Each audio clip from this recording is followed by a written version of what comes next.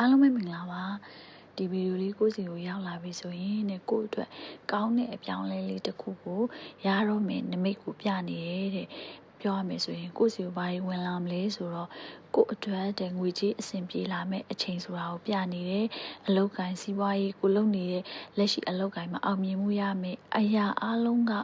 ကိုယ့်ဘက်ကိုကောင်းနေရာတွေဥတည်နေတဲ့အခက်ခဲတွေအလုံးမအောင်မြင်တဲ့အရာတွေကအဆုံးသတ်လာတာမျိုးပြနေတယ်ပြောရမယ်ဆိုရင်ကိုယ့်အတွက် universe က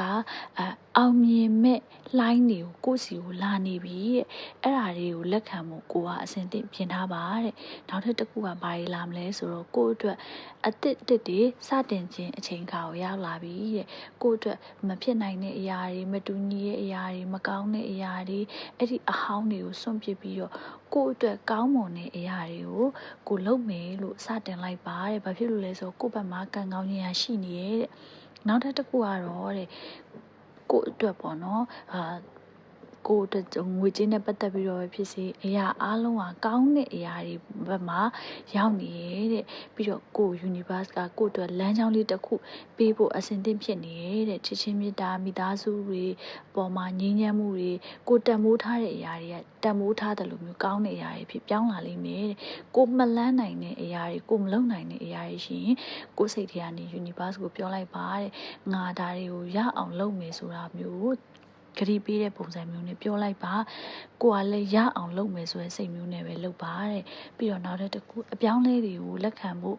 ကိုကအစဉ်သင့်ဖြစ်အောင်နေပါတဲ့ကိုကတခုခုတငယ်ချင်းမိတ်ဆွေပဲဖြစ်စေအလုပ်ထဲမှာပဲဖြစ်စေမကောင်းတဲ့ခံစားချက်တွေရှိနေတယ်အဲ့ဒီအရာတွေရှိနေတယ်အခြေအေးမှာဖြစ်စေ